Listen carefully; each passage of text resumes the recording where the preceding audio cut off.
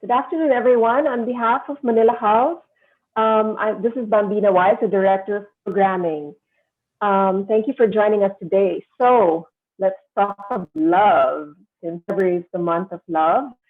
Um, Today, we are presenting an interesting and timely webinar about love, happiness, and romance during the time of COVID-19 with a happiness doctor, Lia Bernardo, who's specializing in a field of quite a new field, no? Psychology called psychoneurology. The pandemic has not been easy on all of us, and relationships have been impacted one way or another by COVID-19. Some relationships have been strengthened and other relationships have floundered, while others, I think, might be in a state of stasis.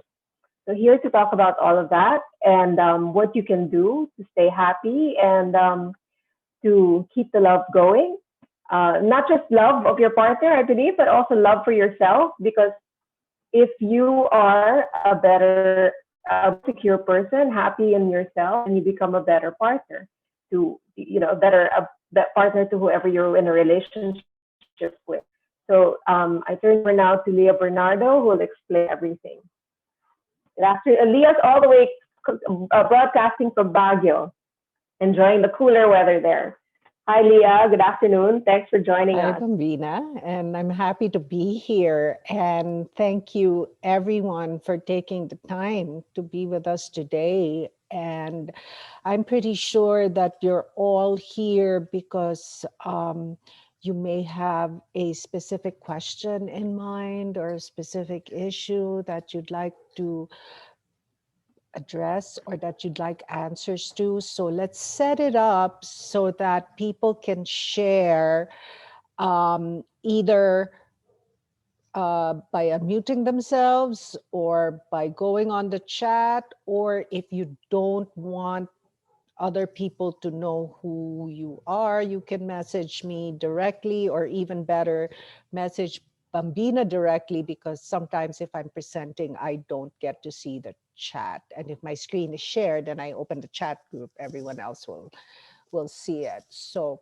just message Bambina, and we know that if it's a private message, we won't mention the name, we will just mention the question, because this is a topic that everyone loves, and it's a topic that everyone pays attention to, because each time I talk about relationships, the room's always full. And so let's begin, because I think really it doesn't matter what's going on in the world, whether there's a pandemic or not. The most important thing in people's lives is really their romantic relationships. More, it's really the most important relationship. I mean, while being a parent is also such a sacred relationship, there's an internal knowing that it's a very secure relationship, right? Whereas love or romantic relationships tend to bring up the most challenging aspects of ourselves, and it becomes really the most important thing in our lives. And whenever I talk about relationships, I'm reminded by the first line in the book. Well, it's in the first chapter. It's one of the first lines of her book of Eat, Pray, Love, where she says that she went into a refugee camp to provide counseling and support to people in the refugee center. And she was dumbfounded when people who had no place to live, nothing to eat, having health concerns, and having the most uncertain future, and all they wanted to talk about were their love lives. And I think that gives you a great indication of how important love is to a human being.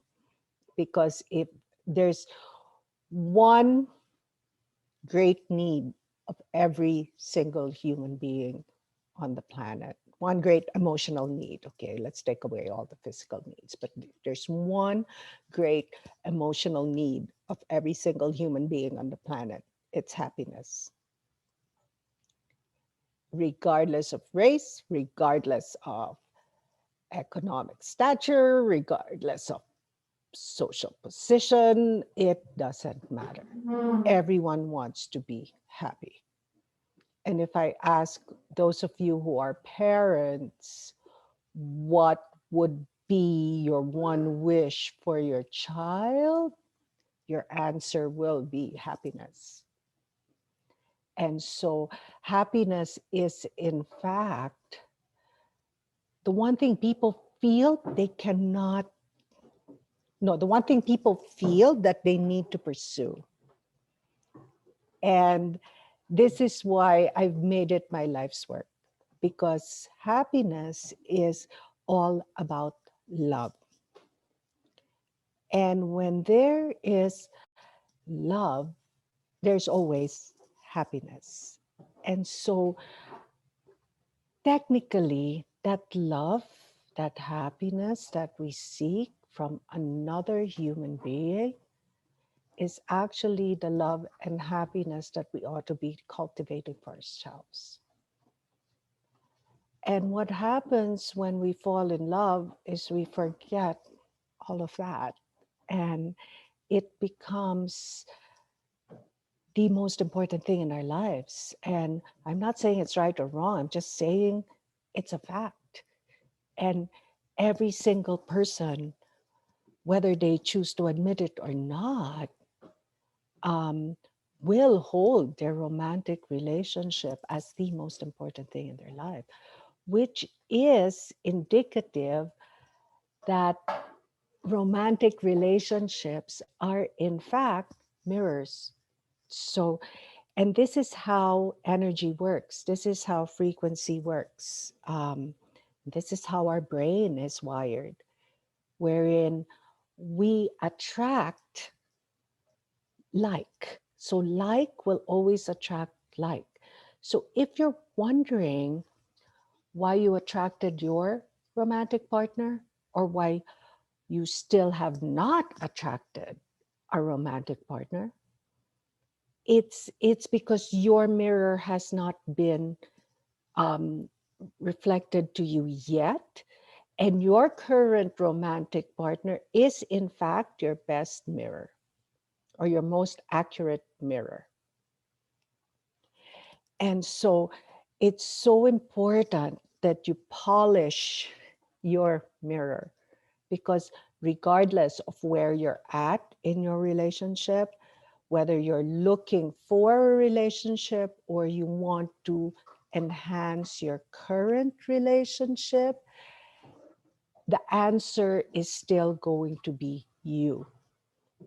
And that partner is just reflecting to you whatever it is that needs attending to within yourself.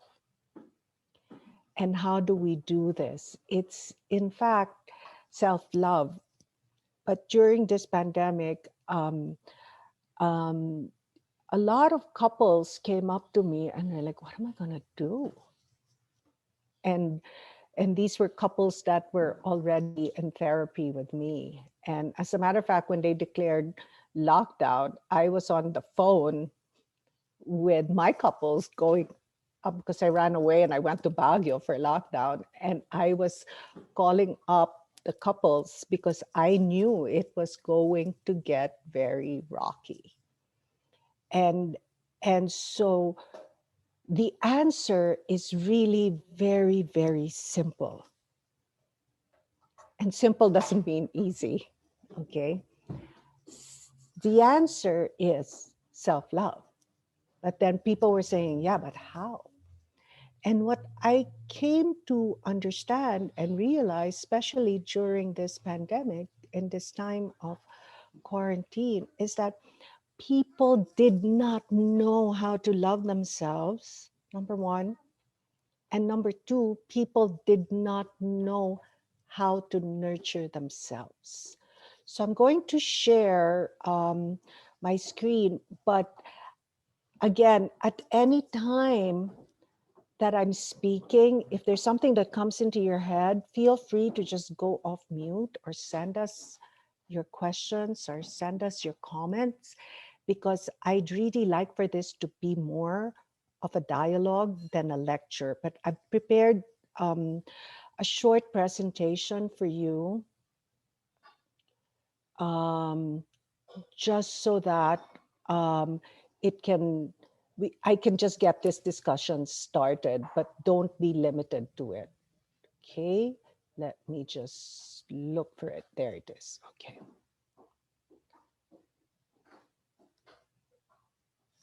So I call it the art of self nurturing. And this is material that very few people have seen.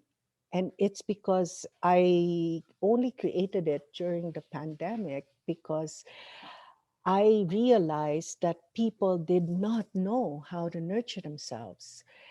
And the absolute crucial thing for you, just as a person, whether you're in relationship or not, because you are always in relationship with yourself, is that self-care is the single most important decision you need to make for yourself.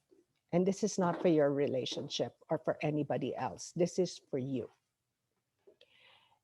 And it really, I normally refrain from saying you need to do this or you should do this, but this is the one time where I'm going to say categorically that this is the one thing you should be doing for yourself. And self-care is not self-love. Self-care is part of self-love, but self-love doesn't end there. So um, let's define it first. Self-love is is really comprised of your thoughts, your beliefs, your actions, and your behavior towards yourself. Basically, it's how you treat yourself and how you view yourself and how you see yourself. And my advice, because I tell all my patients to do this, is whenever you see a reflection of yourself in the mirror, instead of criticizing a part of you that you're not particularly fond of, change that to I am enough. Those words alone that you're telling yourself when you're looking at your own eyes in the mirror or any reflection of you throughout the day is going to be enough to change your lives. If you're not doing it yet, do it. Because I've even asked parents to teach this to their children. That's how powerful it is to know that you are enough. Because it is only when you know you are enough that you will nurture all that you are. And without self love, there's really no authenticity. And at the end of the day, that's the goal, right? You want to be clear and authentic with who you are and be unapologetic for it. Why? Because the masks we wear, those are all shame based masks. And it's really shame that is the opposite of self love. It's not self hate, because I don't think there's any person that actually hates themselves. It's about shame.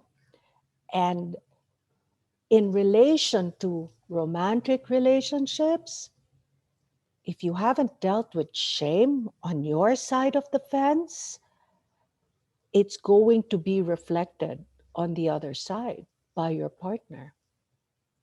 But the opposite is also true. When you've learned to deal with shame and you've learned to remove that mask and you've learned to create safety around your relationship, then you make it safe for your partner to do so as well. So to demand that from your partner, that's next to impossible and it's never going to happen. You have to create it for yourself, and then frequency wise and example wise and safety wise, when you create that safety and comfort for yourself, you automatically create that place of safety and comfort with your partner, because your partner feels this. It's not something you say, it's not something you discuss, it's not a rule that you create between each other. It's that feeling that you're creating between each other. But first, you need to create it for yourself. And then creating it for another will just come naturally. And so, self love is about really being kind, compassionate, and accepting of yourself, including the parts that you formerly deemed as not so nice.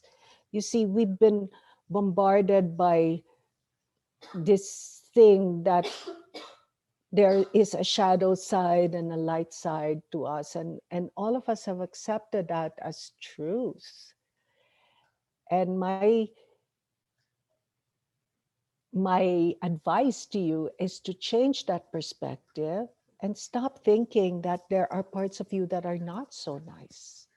Because what are those parts of you that are not so nice, that you're labeling as not so nice? It's the parts of you that get irritated. It's the parts of you that lose your temper. It's the parts of you that get frustrated. It's the parts of you that become sarcastic. It's the part of you that hurts your partner. And when you do that, that doesn't make you a not so nice person. That just makes you a person who is not addressing self-love, who is not taking care of themselves. So I don't even call it darkness or shadow. I call them alarms. That way it's neutral. And when it's neutral, then there's no judgment. So when you're feeling irritated, you don't say, it's because you did this is why I'm irritated, right? Because this will always do something that will irritate you until you say, I need to address why I'm not taking care of myself, and that's why I'm getting irritated. And if you're if you're not sort of believing this, my challenge to you is give it a try, and if it doesn't work, find me, because that's how sure I am it'll work for you. And there are stages to self-love. And the first stage and the most important stage is self-nurturing. So when you learn to fully nurture yourself, you will naturally learn to accept yourself. And then this is where the magic happens in relationship. Because when you learn to nurture yourself, when you learn to accept yourself, you become more nurturing to your partner without expecting anything in return. And to me, that becomes the full definition of what love is. You become more accepting of your partner because you accept yourself. You become less judgmental of your partner because you've learned to stop judging yourself, right? So just finish this sentence for yourselves. I wish my partner were more blank. If you're waiting to receive a partner, I want my partner to be more blank. Like, I want my partner to be more present for me, or I want my partner to be more understanding, or I want my partner to be more affectionate. And whenever it's affection, like physical affection or being demonstrative, people say, how can I do that for myself? Yes, you can. It's giving yourself the affection and the love that you so want and seek from another. It's giving yourself that validation. It's giving yourself, being present for yourself. Like, a lot of you don't even realize it, but coming here today to listen to this talk is in fact being present for yourself. And self-sovereignty is a word that I've given for true empowerment, where you become your own teacher, you become your own guru, you trust your own inner compass. Your inner compass becomes your your light, your north star, your direction. And one cannot happen unless you've mastered the first, and then you know you're in self-love, is when all these three things happen simultaneously. And I used to teach self-love this way, and I still do, but because of this pandemic, I have developed um, just self-nurturing, because that's how important it is, where people are so kind and compassionate towards others, but not to themselves. And you'll find that discord in relationship happens when both couples cannot be kind to themselves, and therefore they're not kind to each other anymore. When you physically and emotionally take care of your own needs, then you can be present for your partner. And by being present for yourself, you'll be available to your partner without expecting anything in return. And so, self nurturing in a nutshell is really self care, but adding kindness, compassion, pampering, and most of all, honoring of the self. And so, I've broken it down into 5 pillars. And trust me, folks, when you do this for yourself, you don't even have to think about doing it for your partner, because it just happens automatically. It becomes a natural response because you're already doing it for yourself, and you're already in that frequency, in that vibration, in that energy. So your natural response, not just to your partner, but to your children, to your friends, to the people around you, and yes, including your family, will be that of nourishing, curating, liberating, allowing, and honoring.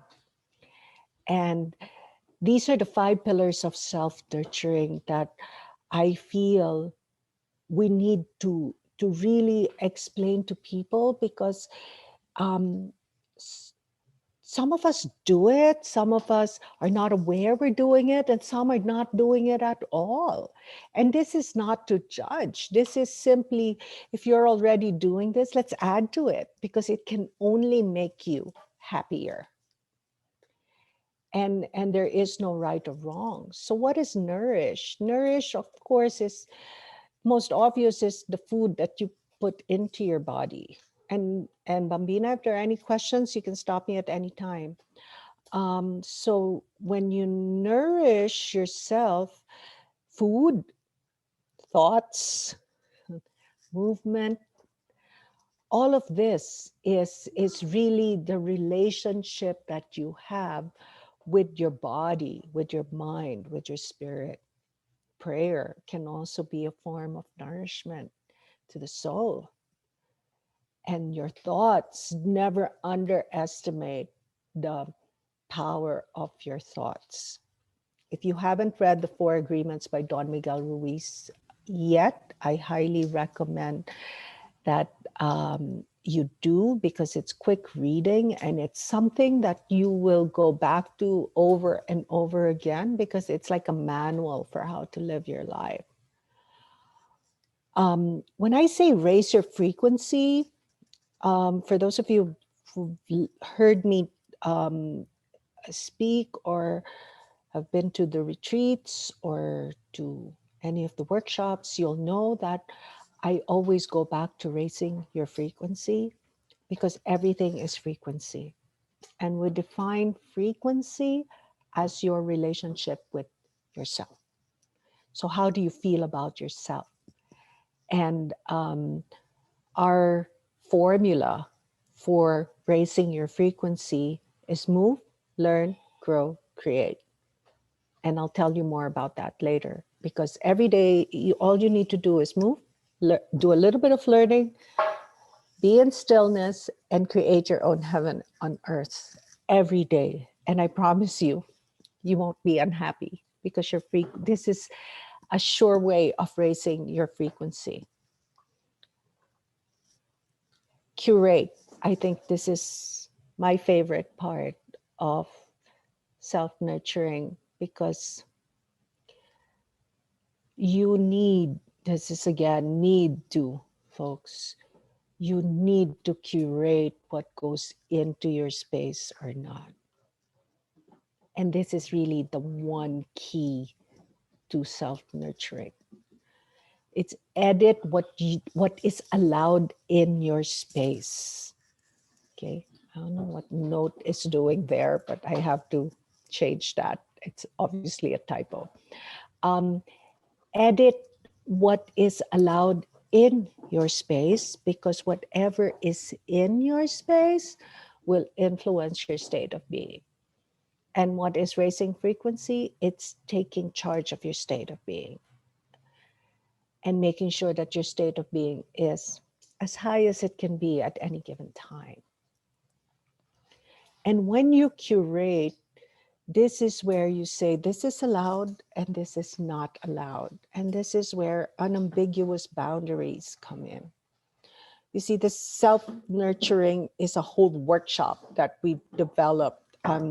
Just giving you snippets of it, because these are the key points that you really need to integrate into your life in order to, especially boundaries. I can't tell you how important unambiguous boundaries are in all relationships, but most especially in romantic relationships.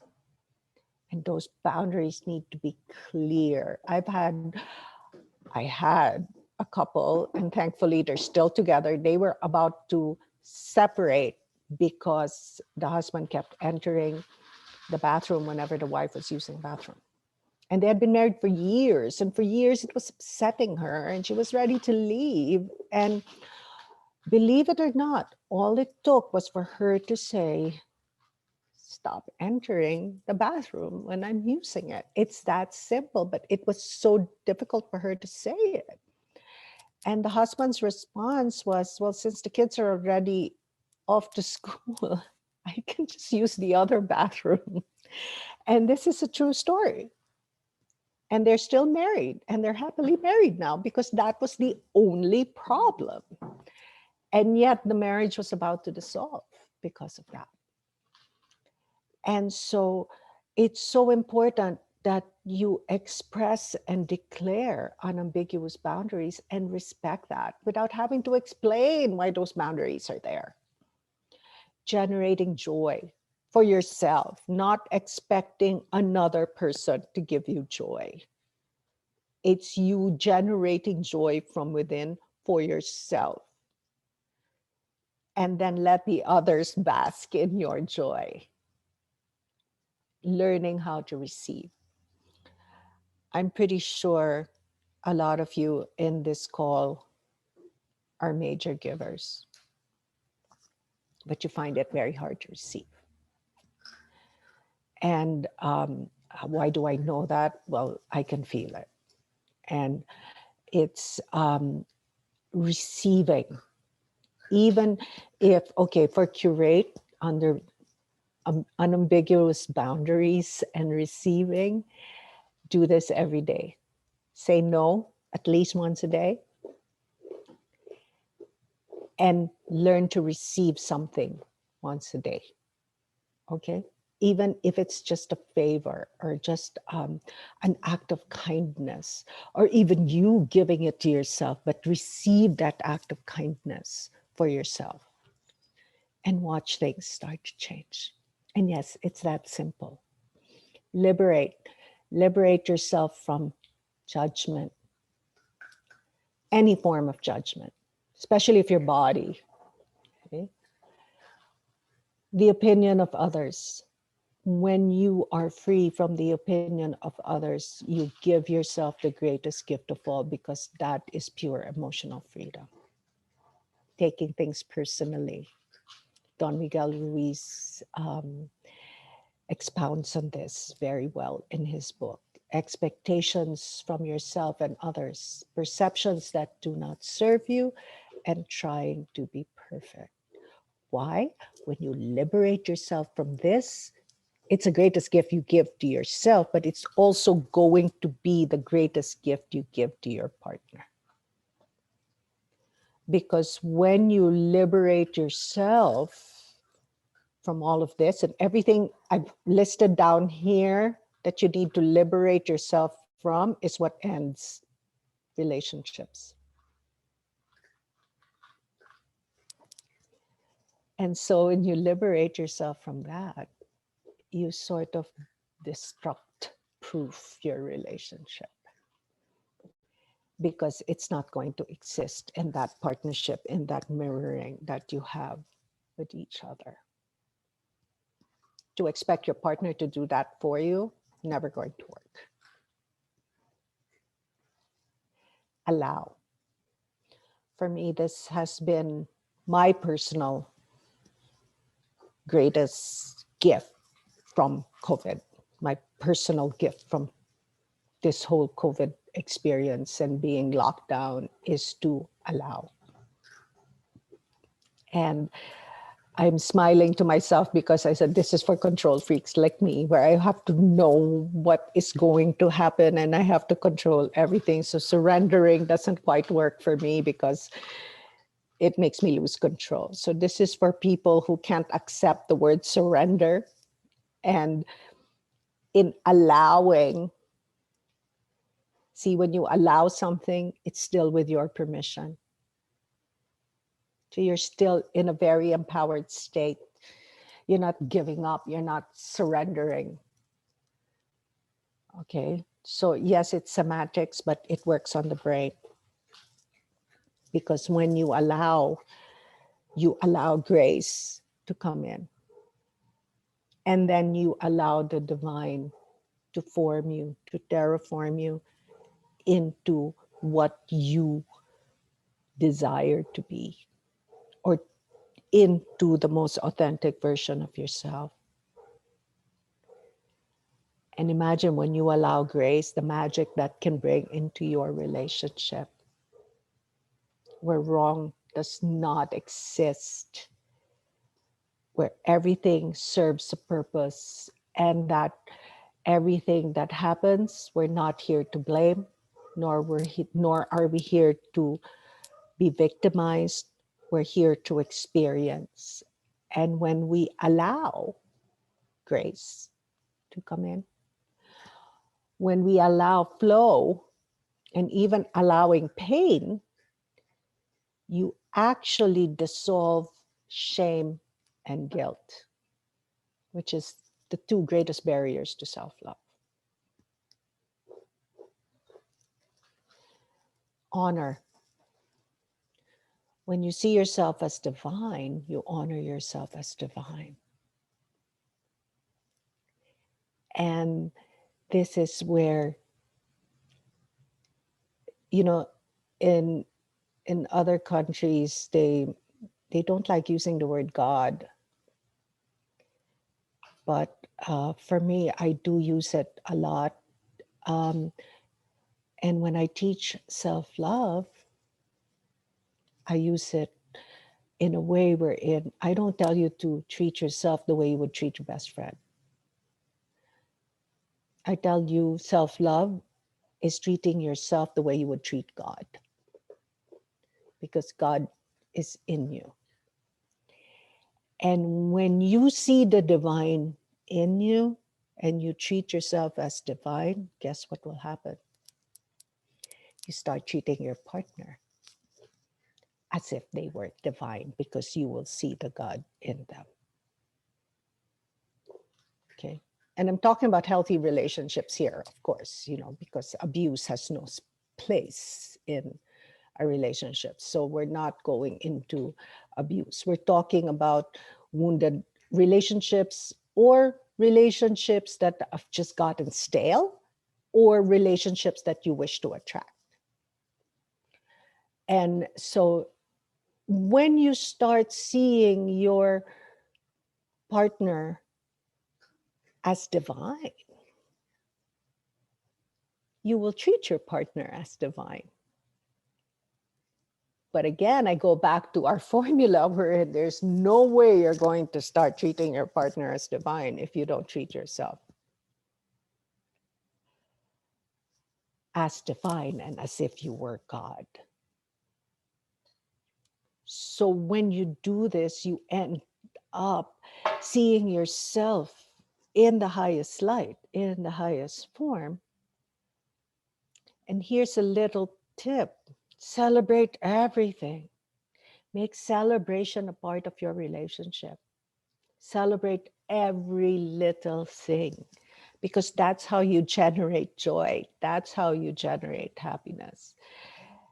And remember, you're already getting criticized at work. You're already getting criticized outside the relationship, and so is your partner. So please don't bring it at home. And don't bring it to each other. Be each other's support. And I know it's easier said than done, particularly with so much experience that's already happened, particularly in long-term marriages. But it can be done when you start doing it for yourself. And you don't even have to wait, because you'll feel the effects instantaneously.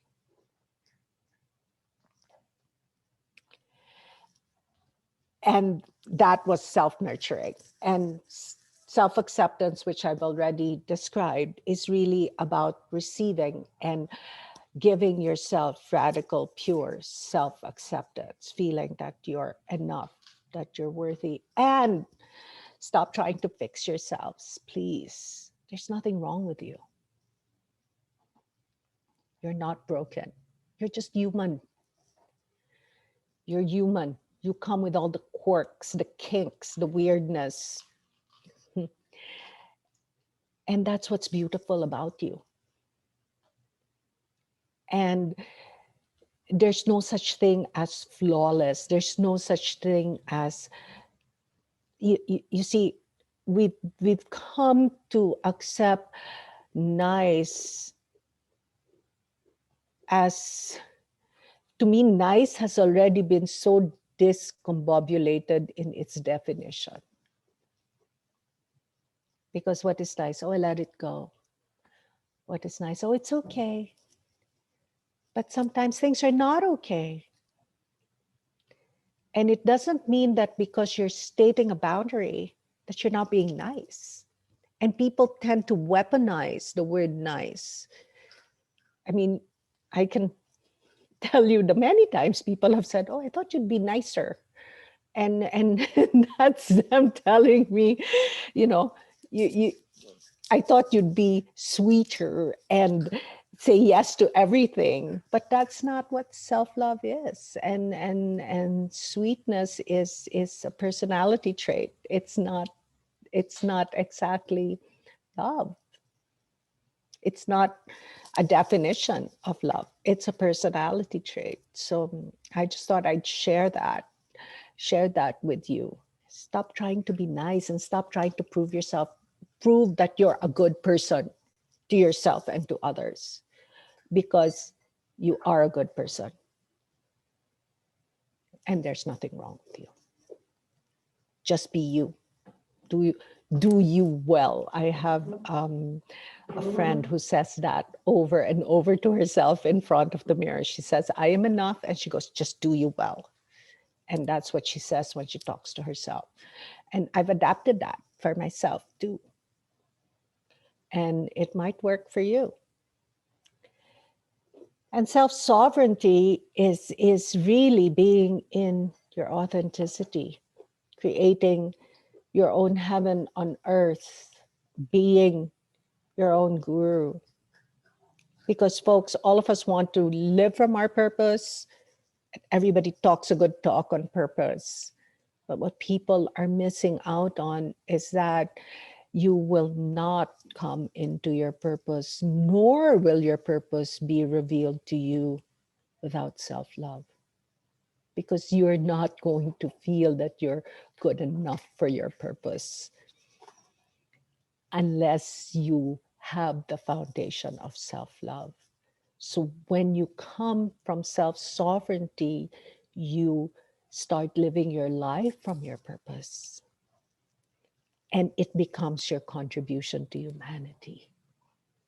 So self love is not selfish. And this is what couples need to understand also, is that you're together for a reason. And I'm willing to bet that your purposes are highly tied into each other. That's why you're together. And so when you come full circle into your relationship with yourself, you can come into full circle with your relationship with each other. And then you give to humanity after you've given to each other. But first, you give to yourselves. And remember, and this goes for both of you, for you and your partner, that you're not a drop in the ocean. You are the entire ocean in a single drop. So at the end of the day, it's all about perspective, folks. And and you are the only one responsible for creating that perspective for yourself. And your relationship is really a reflection of your relationship with yourself. And with that, I'd like to entertain questions now. And I hope you enjoyed that. Thanks, Leah. That was great. We have a question from someone who wants to remain anonymous. Mm-hmm. Following the mirroring principle, when you are facing rejection, does this mean you're actually rejecting yourself? So how, just tell us how that Beautiful works. question. That's such a beautiful question, because in romantic relationships, rejection happens, right? You can be attracted to someone and they're not reciprocating, and we feel that there's something wrong with us.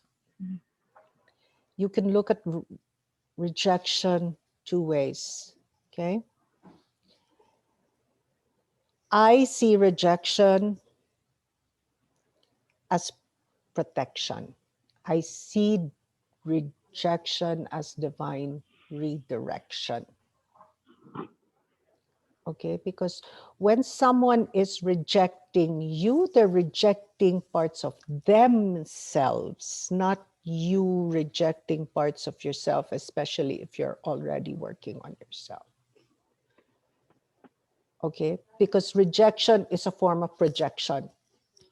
So if somebody is rejecting you, they're rejecting parts of themselves. And guess what? God loves you so much. It's divine redirection. I say this from experience, and I also say this from studied work. So it's from both experience and my craft. And I'm telling you, I have never seen a rejection situation that has not been for that person's protection, because they're rejecting themselves. And this is what you need to, if you want to know, and I know this is going to bite me, but if you want to know how your partner really feels about themselves, listen to what they're telling you about you when they're fighting with you. And that's exactly what they see themselves as, because you become a mirror, you become a projection. So if your partner starts saying, oh, it's because you're so stupid, da, da, da, and we tend to, you know, we panic when we hear that, because it's like, oh my God, this person I love so much thinks I'm stupid, or thinks I'm not good enough, or thinks I'm insecure, or thinks I'm not being nice. And then you panic, and then you get hurt, and then you think it's because of you. It's not.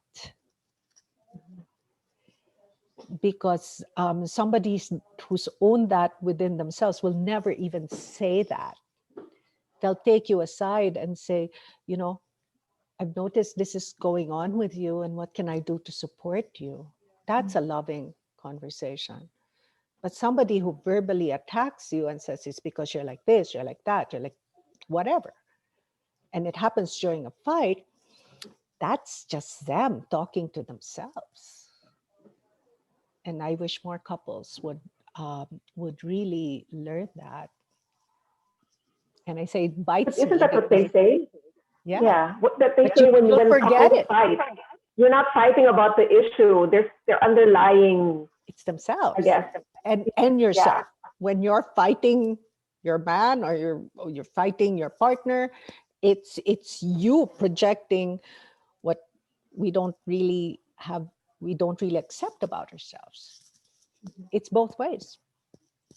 Okay, just back to the principle, still on the principle of attraction. Another question here is, how do we attract those who are the same as us when we are the Nice. giver in a relationship? Okay. Number one, learn to receive, because if you're just giving, that's not a relationship. Okay. Number two, how do you attract? Be the person you want to attract, or be in the frequency of authenticity, be in your frequency, because by law of nature, by law of physics, you will just attract a match, because like attracts like. And that's physics, that's science. So you attract who you are. So you will always, ever, 100% of the time, attract a mirror. And if you're looking for a partner, don't look for the perfect package. Look for the best mirror. And how do you look for the best mirror, or how do you manifest the best mirror? Polish your own mirror. How do you polish your own mirror? Self-love. How do you love yourself? Self-nurturing. Raise your frequency.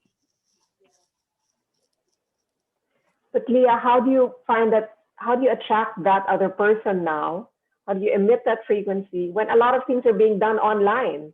I mean, it's a different kind of world, right? Okay, for those who don't have partners and want to attract someone in their lives, how do you do that now? And everything is, Because there's everything all is these online frequency. apps and Everything okay, is frequency. So your frequency will transcend online. okay. Like you and I are friends, so you can feel it. You can feel Mhm. our relationship online. We're not in the same room. We Yeah. don't see each other all the time, but there's that fondness that we're Mhm. feeling right now. That's frequency. And and everything is translated to frequency. So even when you're swipe, let's say for the ones who swipe, who use those apps and you Yeah. swipe, there's a Well, frequency that drives you Well, towards, there's a frequency that drives you to that, and it's not okay, exactly the most exalted of frequencies. Because if you're looking for a deep love connection, you're not going to find it there. okay. You're But not going to others, find it there. like younger people, for example, that's the way they date these That's the days. way they So date. But yeah, let's and yes, some find partners, but just because it ends up in marriage, it doesn't mean it's a deep connection. hmm, well, Okay, that's also true. Yeah. so yeah, see, and people that are out there, it really depends on how deep you want to go at the end Mm. of the day, right? And you will attract that, and you need to Okay, but let's trust that. yeah. But okay, if you translate that to real life, let's say you're in a Yeah. marriage that's not, you realize it's not a deep connection or whatever. How, Ah, I mean, and then you find that connection with someone else, or your partner finds it with another. How do you, and you're stuck because there's a pandemic. How do you navigate that? You're saying self love and all that, and if your self love and self nurturing yeah. lead you to the point where okay, this isn't actually for me. Yes. And What do you do? How do you navigate that? Okay, and that we navigate on a per person basis because I cannot give blanket advice on that because each person is different. However, the caveat that I'm giving is a lot of times when you learn how to love yourself, you may end up leaving a current relationship. It's a very, very high possibility. Hmm. And if you Yeah. are in an abusive relationship, and I know it's difficult and I know there are many, many layers to it, but you have to go at some Yeah. point. You It's have. also not easy because there are all It's these not. support It's not. That's why. So we do that on a case systems. to case basis. I can't give general advice for that because it's really different for Mm. every single person. But I also think that there are things that people deal with here that even if they may realize they're not in the right relationship for them personally, for their own personal growth, but there are all these other expectations of society. Either they have a family already, and there are all these things that are stopping them from leaving. So how, if they have decided to stay, how do they Yeah. nurture their own personal happiness within a situation that's really not, they know that it's not their best self that that be mirrored in that relationship, or Okay. And again, it will depend on on each person's situation, but when you create that relationship with yourself, you will start seeing what you fell in love with in the first place. And you will start finding what's good about the person versus finding what you don't like about the person. mm-hmm, Because marriages that are in trouble begin and end the day with finding nitpicking and finding faults in the other. Marriages that work know that those faults are there, but they focus on what's good about each other. mm-hmm, Because finding a person that has zero faults, that's like impossible, and neither are we zero fault. And so it just depends on what you are focusing on. So it becomes a matter of choice. Because you see, while attraction is is something you can't control, commitment is something that you can.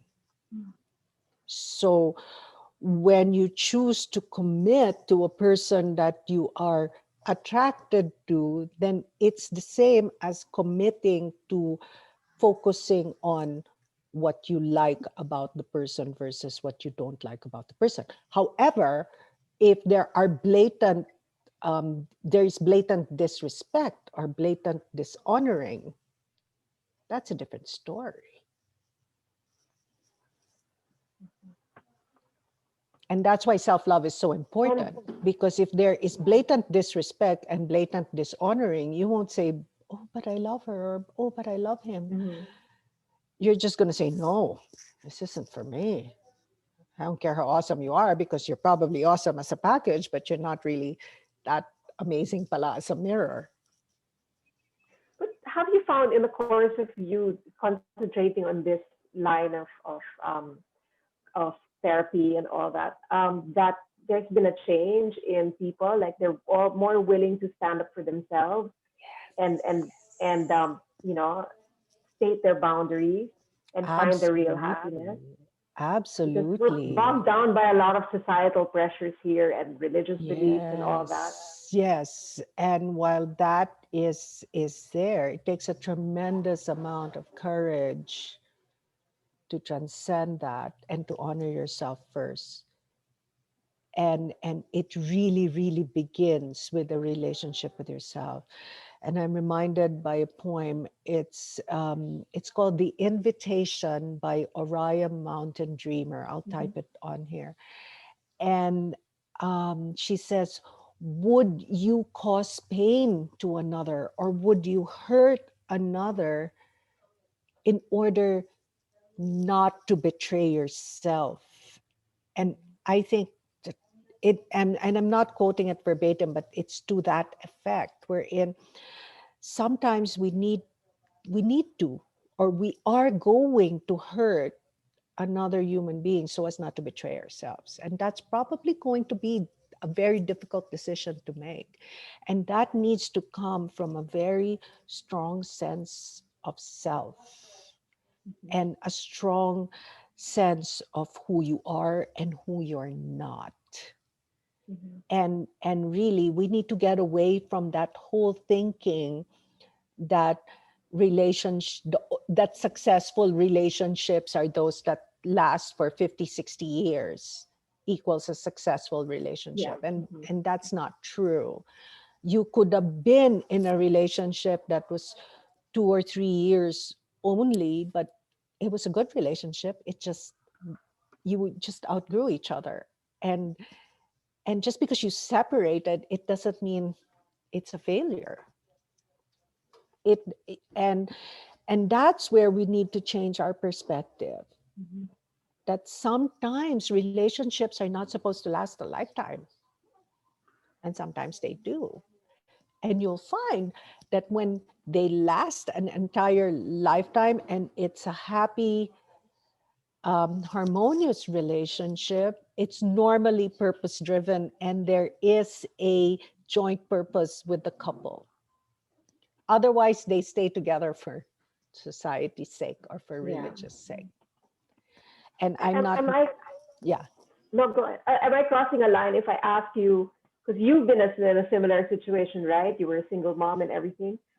How has that experience enriched your life as a therapist? And I like how has it influenced you also going into this field Oh, I and think learning it's about what brought happiness? me into this field. Okay. Because I was also from the thinking that, is there something wrong with me? Mhm. Right? Because being single at 52 in this country, people look at you like, what's wrong with you? What's wrong with you? Right. Yeah. Either Right? you can't keep a man, or or you're Yes. asking for too much or something. Yes, Yeah. yes, yes. And ladies, most of you are ladies here. It's okay to ask for too much. I mean, it's okay to have those standards. And wait till you find a man that can rise to your standards. And that's not asking for too much, because Mhm. first of all, those standards, you need to be that in order for you to attract that mirror. Mhm. So you're working on yourself. So you're not demanding that. And a lot of times people think, oh, she's demanding that. No, Mhm. it's a frequency. It's a frequency. And a lot of times people ask me also, how come successful women, or women who are spiritual, or women that are strong women, are single? And that's where I laugh and I say, there are a lot of strong women and highly spiritual and successful women who are also in partnership. So what you're doing is you're isolating it by saying, don't be so strong, Mhm. Mhm. right? And yeah. But okay, for the benefit of the men who are part of this Oh, we have men. I discussion thought we today, were all we women. have men Okay, here thank today. I'm you, just gentlemen, for being asking, courageous enough to be here. Let's hear from you. but there are also unrealistic expectations, right? That they grow up with Ah, and they bring to relationships. They're expected to play okay. a certain role and all that. So how Ah, do okay. they manage that and discover themselves really? Beautiful question, because it's really expectations that ruins all relationships. Mhm. So if you expect your man to be a certain way, or you expect your woman to be a certain way, that's not love. that's that's looking for a package. that will look good on your arms, and that's never going to work. Love is about accepting a person just as they are. And when I say standards, the standards I'm talking about is, it's a personality trait. I'm talking about integrity. I'm talking about self-respect, um, self-honoring. you know it's not your bank balance, it's not whether you know which fork to use or not. Those are all part of the package that is not really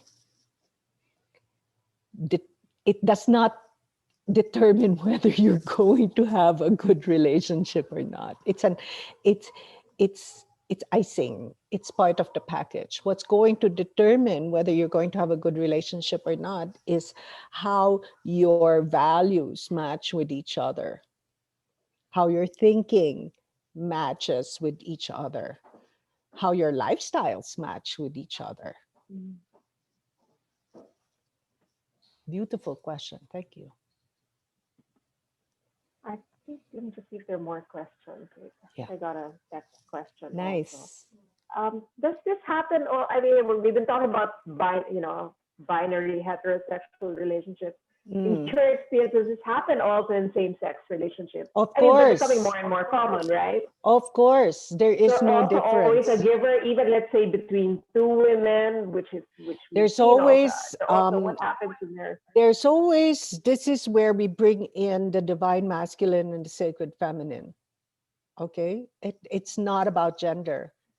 It's about frequency, and it's about owning your masculine and integrating that with your feminine, and the masculine integrating the feminine into his masculine, whatever the gender may be.